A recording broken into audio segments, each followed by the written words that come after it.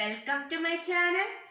ഇന്ന് നമ്മൾ പഠിക്കാൻ പോകുന്നത് treatment of some peculiar items. അത് ഓൾറെഡി നമ്മൾ കഴിഞ്ഞ ക്ലാസ്സിൽ 5 ഐറ്റംസ് എങ്ങനെയാണ് റെസീപ്റ്റ്സ് ആൻഡ് പേയ്മെന്റ് അക്കൗണ്ടിൽ ട്രീറ്റ് ചെയ്യുന്നത്, ഇൻകം ആൻഡ് എക്സ്പെൻഡിച്ചറിൽ എങ്ങനെയായിരിക്കും, ബാലൻസ് ഷീറ്റിൽ എങ്ങനെയായിരിക്കും എന്നൊക്കെ നോക്കി. ഇനി നമ്മൾ നോക്കാൻ പോകുന്നത് അടുത്ത 5 ടേം എങ്ങനെയാണ് ട്രീറ്റ് ചെയ്യുന്നതെന്നാണ് നോക്കുന്നത്. അതിനകത്തുള്ള 6th ടേം ആണ് നമ്മൾ നോക്കുന്നത്. 5th ടേം വരെ നമ്മൾ നോക്കി. 6th ടേം തൊട്ട് നമുക്ക് നോക്കാം.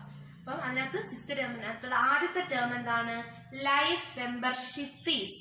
അതായത് ഒരു കമ്പനിയിലേക്ക് ഒരാൾ കടന്നു വരുമ്പോൾ അയാള് ആജീവനാന്ത കാലം ഒരു ഫീസ് അടയ്ക്കുന്നു.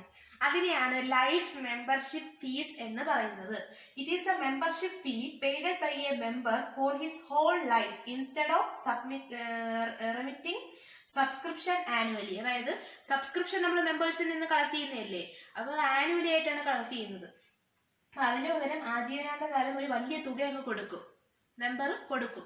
ഓർഗനൈസേഷനിലുള്ള മെമ്പേഴ്സ് കൊടുക്കുന്ന അതിനെയാണ് നമ്മൾ ലൈഫ് മെമ്പർഷിപ്പ് ഫീസ് എന്ന് പറയുന്നത്. ഇത് റിക്കറിംഗ് അല്ല, ജീവിതകാലം മുഴുവനുമുള്ള ഒരു ഫീസാണ് കൊടുക്കുന്നത്. അതുകൊണ്ട് ഇതൊരു ക്യാപിറ്റൽ നേച്ചറാണ്. ക്യാപിറ്റൽ നേച്ചർ ആയതുകൊണ്ട് നമ്മൾ എന്ത് ചെയ്യണം? നമുക്കറിയാം, ക്യാപിറ്റൽ നേച്ചർ ആയതുകൊണ്ട് ഇൻകം ആൻഡ് എക്സ്പെൻഡിച്ചർ അക്കൗണ്ടിൽ ട്രീറ്റ് ചെയ്യത്തില്ല. ഇൻകം ആൻഡ് എക്സ്പെൻഡിച്ചർ അക്കൗണ്ടിൽ record only revenue items. So നമ്മളത് ക്യാപിറ്റലൈസ്ഡ് ചെയ്യണം. അതിന് മുമ്പായിട്ട് നമുക്കറിയാം, റെസീപ്റ്റ്സ് ആൻഡ് പേയ്മെന്റ് അക്കൗണ്ടിനകത്ത് റവന്യൂ ഐറ്റവും അതുപോലെ തന്നെ ക്യാപിറ്റൽ ഐറ്റവും എല്ലാം റെക്കോർഡ് ചെയ്യും. അതുകൊണ്ട് തന്നെ റെസീപ്റ്റ്സ് ആൻഡ് പേയ്മെന്റ് അക്കൗണ്ടിൽ ഇത് റെസീപ്റ്റ് സൈഡിൽ നമ്മൾ എഴുതണം. ബാലൻസ് ഷീറ്റ് നമുക്ക് എന്തായാലും അറിയാം, ഇൻകം ആൻഡ് എക്സ്പെൻഡിച്ചർ അക്കൗണ്ടിൽ എഴുതേണ്ട കാര്യമില്ല. അപ്പൊ നമ്മൾ നേരെ എങ്ങോട്ടേക്ക് വരണം? ബാലൻസ് ഷീറ്റിലേക്ക് വരണം. ബാലൻസ് ഷീറ്റിനകത്തേക്ക് ലയബിലിറ്റി സൈഡിലാണ് ഇത് വരേണ്ടത്. എന്നിട്ട് ഇതെന്തോ ചെയ്യണം? നമ്മൾ ബാലൻസ് ഷീറ്റിൽ എഴുതുന്ന സമയത്ത് നമുക്ക് ക്യാപിറ്റൽ ഫണ്ട് എന്ന് പറഞ്ഞൊരു ഫണ്ട് ഉണ്ട്. അത് നമ്മൾ ഓപ്പണിംഗ് ബാലൻസ് ഷീറ്റ് കണ്ടുപിടിക്കാൻ നേരത്താണ് അത് കിട്ടുന്നത്. അതിന്റെ കൂട്ടത്തിൽ ഈ ലൈഫ് മെമ്പർഷിപ്പ് ഫീസ് നമ്മൾ കൂട്ടണം. കാരണം നമ്മൾ മെമ്പേഴ്സിൽ നിന്ന് ഓർഗനൈസേഷൻ അഥവാ ഒന്ന് അവർക്കൊരു നഷ്ടം വന്ന് അവരെ കട അടച്ചു പൂട്ടുന്നെങ്കിൽ അവർക്ക് മെമ്പേഴ്സിൽ നിന്ന് കളക്ട് ചെയ്ത ഈ ഒരു തുക എന്ന് പറയുന്ന ഒരു ബാധ്യത തന്നെയാണ്. അതുകൊണ്ട് തന്നെയാണ് നമ്മൾ ലൈഫ് മെമ്പർഷിപ്പ് ഫീസ് ലയബിലിറ്റി സൈഡിൽ എഴുതാനായിട്ട് അതിന്റെ കാരണം എന്ന് പറയുന്നത്. ഇനി നമ്മൾക്ക് സെക്കൻഡ് ഐറ്റം നോക്കാം. അതാണ് സ്പെഷ്യൽ ഫണ്ട്.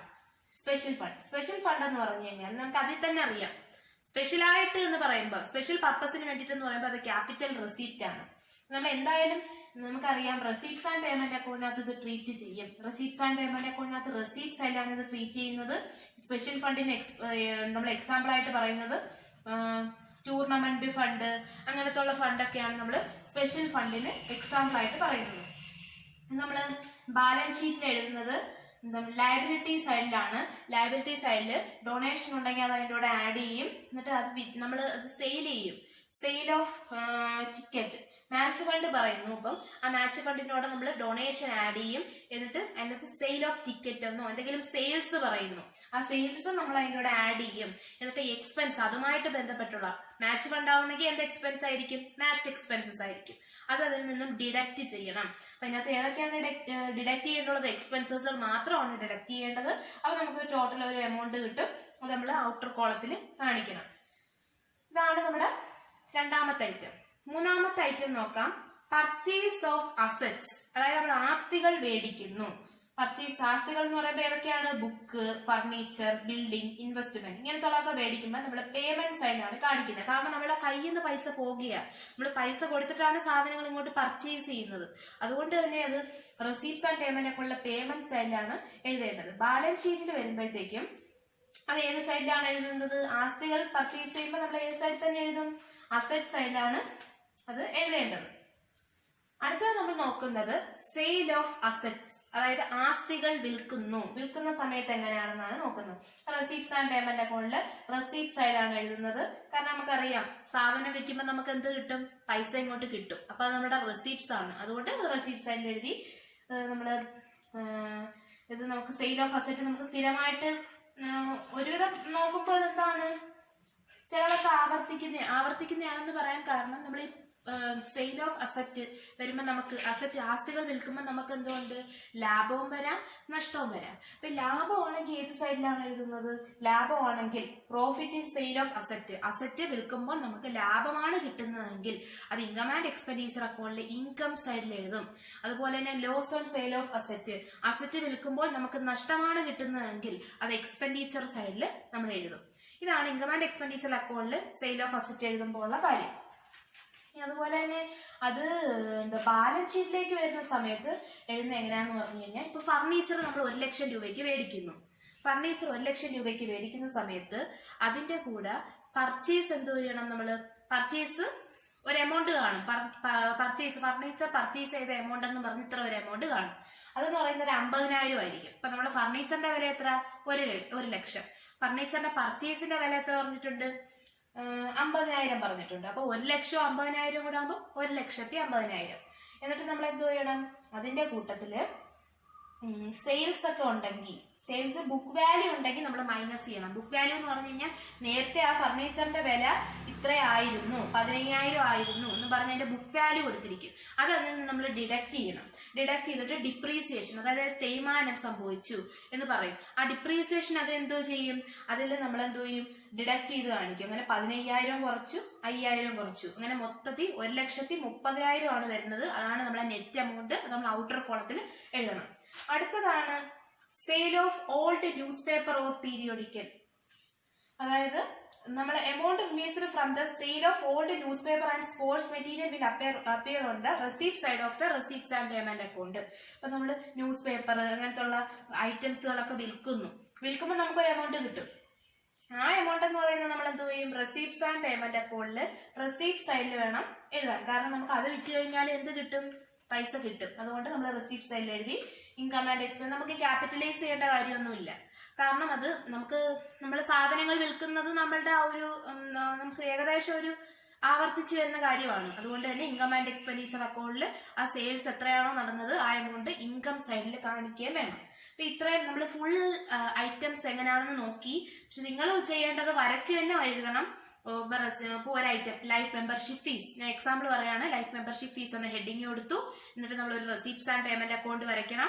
വരച്ചെഴുതിയിട്ട് ഏത് സൈഡിലാണ് വരേണ്ടത് അങ്ങനെ എഴുതണം. പിന്നെ അടുത്തത് ഇൻകം ആൻഡ് എക്സ്പെൻഡിച്ചർ അക്കൗണ്ട് വീണ്ടും ഒരു ചെറിയൊരു കോളം, ഇത് കൊള്ളുന്നത്രയും, ഈ ഒരു ഐറ്റം കൊള്ളുന്നത്രയും ഉള്ള ഒരു കോളം. അല്ലെങ്കിൽ നിങ്ങൾക്ക് എളുപ്പത്തിൽ ഈ ഐറ്റംസുകളെല്ലാം എങ്ങനെയാണ് കാണിക്കാൻ വേണ്ടിയിട്ട് ഒരു റെസീപ്റ്റ്സ് ആൻഡ് പേയ്മെന്റ് അക്കൗണ്ടിൽ ഇത് ഫുൾ ആയിട്ട് ഇങ്ങനെ ചെയ്ത് കാണിച്ചാലും മതി. ഇൻകം ആൻഡ് എക്സ്പെൻഡിച്ചർ അക്കൗണ്ട് അല്ലെങ്കിൽ ഫോർമാറ്റ് വരച്ച് പഠിച്ചാലും മതി. കൂടുതലായിട്ട് നമുക്ക് കുറച്ച് കൂട്ടുകാർക്ക് മനസ്സിലാവാത്തവരായിട്ട് കാണും. അങ്ങനെയുള്ളവർ എന്ത് ചെയ്യണം? ഇങ്ങനെ സെപ്പറേറ്റ് ആയിട്ട് തന്നെ വരച്ച് പഠിക്കുമ്പോൾ അവർക്ക് കൂടുതലായിട്ട് മനസ്സിലാവാനായിട്ട് അവർക്ക് മനസ്സിലാകും കൂടുതലായിട്ട്. അതുകൊണ്ട് നമ്മൾ ഇങ്ങനെ ചെയ്യണം. പിന്നെ നമുക്ക് ഇതുമായിട്ട് ബന്ധപ്പെട്ടുള്ള ഒരു പ്രോബ്ലവും കൂടെ നമുക്ക് ചെയ്തു നോക്കാം. തന്നിരിക്കുന്ന ക്വസ്റ്റ്യൻ എല്ലാവരും എഴുതിയെടുക്കുക. ഞാൻ ഈ ക്വസ്റ്റ്യൻ ഒന്ന് വായിക്കാം. ക്യാഷ് ബാലൻസ്, ബാങ്ക് ബാലൻസ്, അതായത് ഓപ്പണിംഗ് ബാലൻസ് ആണ് ഇവിടെ രണ്ടിടത്തും കൊടുത്തിരിക്കുന്നത്. ഇതിനകത്ത് ക്യാഷ് ബാലൻസ് എന്ന് പറയുന്നത് 2,440, അതുപോലെ തന്നെ ബാങ്ക് ബാലൻസ് 3,800 അതാണ് കൊടുത്തിരിക്കുന്നത്. അപ്പൊ നമുക്ക് അറിയാം ഓപ്പണിംഗ് ബാലൻസ് ഇവിടെ രണ്ടെണ്ണം ഉണ്ട്. ഏതൊക്കെയുണ്ട്? ക്യാഷും ഉണ്ട്, ബാങ്കും ഉണ്ട്.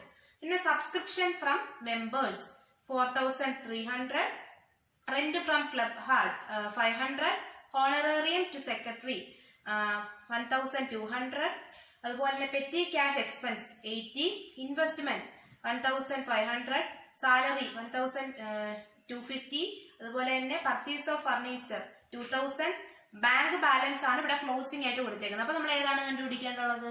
ക്യാഷ് ആണ് കണ്ടുപിടിക്കുന്നത്. ബാങ്ക് ബാലൻസ് ഏതാണ് കൊടുത്തേക്കുന്നത്? 3,200 ആണ് ഇവിടെ ബാങ്ക് ബാലൻസ് കൊടുത്തിരിക്കുന്നത്.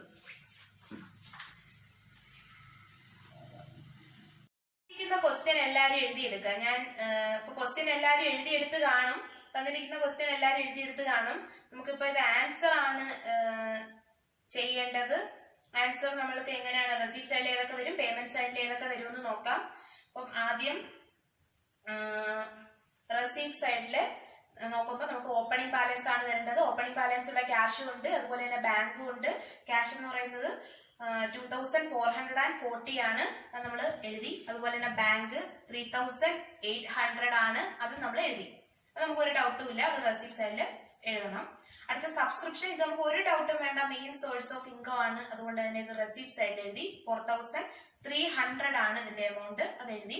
പിന്നെ റെന്റ് ഫ്രം ക്ലബ് ഹാൾ, അതായത് നമുക്ക് റെന്റ് ഇങ്ങോട്ട് കിട്ടുന്നു. റെന്റ് എന്ന് വെറുതെ പറഞ്ഞു കഴിഞ്ഞാൽ അത് എക്സ്പെൻസ് ആണ്. പക്ഷെ നമ്മളൊരു ഫംഗ്ഷന് വേണ്ടിയിട്ടൊക്കെ നമ്മുടെ കമ്പനിയിലുള്ള എന്തോ എടുക്കുന്നു, ഹോള് നമ്മൾ കൊടുക്കുന്നു. ആ ഹോള് കൊടുക്കുന്ന സമയത്ത് നമുക്ക് എന്ത് കിട്ടും? ഇങ്ങോട്ട് അവർ റെന്റ് തരും. അത് നമ്മൾ എന്താണ്, നമുക്കൊരു ഇൻകം ആണ്. അതുകൊണ്ട് തന്നെ നമ്മൾ റെസിപ്റ്റ് സൈഡിൽ എഴുതി 500 ആണ്. അപ്പൊ റെസിപ്റ്റ് സൈഡിലുള്ള ഇത്രയേ ഉള്ളൂ. ഇനി നമുക്ക് പേയ്മെന്റ് സൈഡിലുള്ള ഏതാണെന്ന് നോക്കാം. പേയ്മെന്റ് സൈഡിലുള്ളത് ഹോണററി ആണ് ആദ്യത്തത്. ഹോണററി എന്ന് പറഞ്ഞാൽ ആദരിക്കുന്നു, ഒരാളുടെ പ്രൊഫഷണൽ സർവീസിന് നമ്മൾ ആദരിക്കുന്നതിന് നമ്മൾ കൊടുക്കുന്നു ഒരു എമൗണ്ട് ആദരിക്കാൻ വേണ്ടിയിട്ട്. അതിനെയാണ് ഹോണററി എന്ന് പറയുന്നത്. നമ്മുടെ കമ്പനിയുടെ കയ്യിൽ നിന്ന് പൈസ ചെലവായി പോകുന്നതാണ്. ഇത് 1200 ആണ് ഇത് വരുന്നത് എമൗണ്ട്. അടുത്ത രണ്ടാമത്തെ എന്ന് പറഞ്ഞത് പെറ്റി ക്യാഷ് എക്സ്പെൻസ് ആണ്. അത് എത്രയാണ്? 80. Payment side. എക്സ്പെൻസ് സൈഡ് നമുക്ക് ഒരു ഡൗട്ടും വേണ്ട, അത് പേയ്മെന്റ് സൈഡിൽ. അടുത്തത് ഇൻവെസ്റ്റ്മെന്റ്സ്, നിക്ഷേപമൊക്കെ പേയ്മെന്റ് സൈഡിലാണ്. 1500 ആണ്. അതുപോലെ തന്നെ സാലറി എത്രയാണ്? അതായത് നമുക്കറിയാം അത് എക്സ്പെൻസ് ആണ്, മെയിൻ എക്സ്പെൻസ് ആണ്.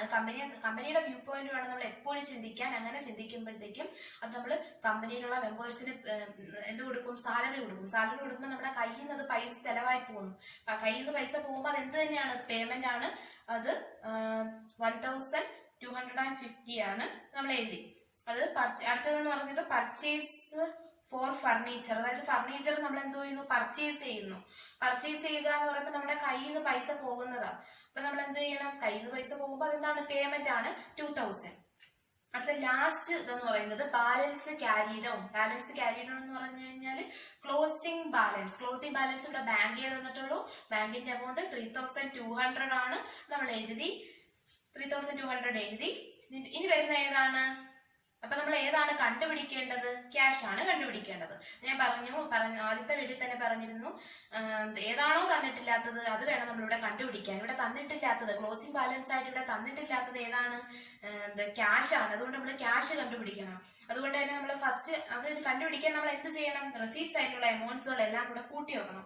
കൂട്ടി നോക്കുമ്പോൾ നമുക്ക് ഏതാണോ കൂടുതൽ, എന്നിട്ട് പേയ്മെന്റ് സൈഡിലും കൂടെ കൂട്ടി നോക്കണം. എന്നിട്ട് ഏതാണോ നമുക്ക് കൂടുതൽ കിട്ടുന്നത് ആ കൂടുതൽ കിട്ടുന്നത് നമ്മൾ ടോട്ടൽ എമൗണ്ട് ആയിട്ട് രണ്ട് സൈഡിലും എഴുതണം. അപ്പൊ നമ്മൾ കൂട്ടി നോക്കിയപ്പം റെസീപ്റ്റ് സൈഡിൽ കിട്ടിയത് 92,030 ആണ് കിട്ടിയിരിക്കുന്നത്. 92,030. അപ്പൊ നമുക്ക് പേയ്മെന്റ് സൈഡിൽ ആഡ് ചെയ്ത് നോക്കാം. ആഡ് ചെയ്ത് നോക്കിയപ്പോ കിട്ടിയത് എത്രയാണ് കിട്ടിയത്? 11,040 ആണ് കിട്ടിയിരിക്കുന്നത്. അപ്പൊ നമുക്ക് എന്ത് മനസ്സിലായി? പേയ്മെന്റ് സൈഡിലെ എമൗണ്ട് ആണ് കൂടുതലെന്ന് മനസ്സിലായി. അതുകൊണ്ട് തന്നെ നമ്മൾ പേയ്മെന്റ് സൈഡിനകത്തുള്ള എമൗണ്ട്